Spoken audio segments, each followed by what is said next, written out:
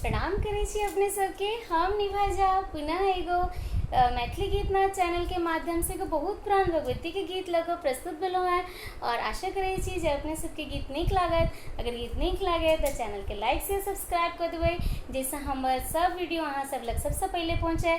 धन्यवाद। काली बड़ दुलरी, काली बड़ दुलरी, अपना सेवक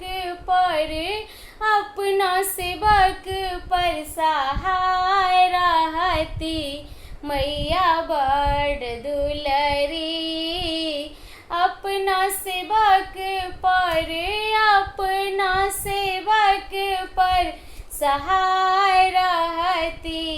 काली बड़ दुलरी, कहाँ शोभन बाजू बंद, कहाँ टिकुली, कहाँ शोभन बाजू बंद, कहाँ टिकुली, कहाँ शोभन काली माँ के, कहाँ शोभन काली माँ के, सोना जुन की मैया बड़ दुलरी।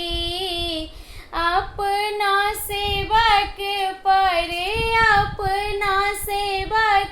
पर सहाय रहती। मैया बड़ दुलरी, बाहें शोभन बाजू बंद, ललाट टिकुली, बाहें शोभन बाजू बंद, ललाट टिकुली, अचरी शोभन काली माँ के, मौरी शोभन काली माँ के, सोना जुन की मैया बड़ दुलरी।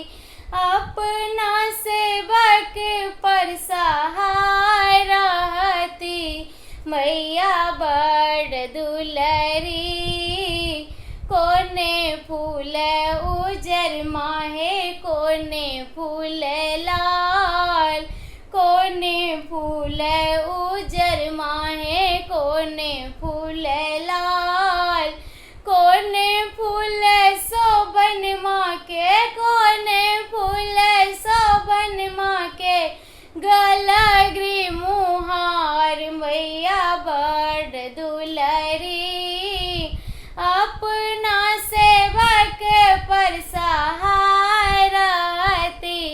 काली बड़ दुलरी, बेली फूल उजर माहे, गुलाब फूल लाल, बेली फूल उजर माहे, गुलाब फूल लाल, अड़हुल फूल शोभन माँ के, अड़हुल फूल शोभन माँ के, गलगरी मुहार। मैया बड़ दुलरी, अपना सेवक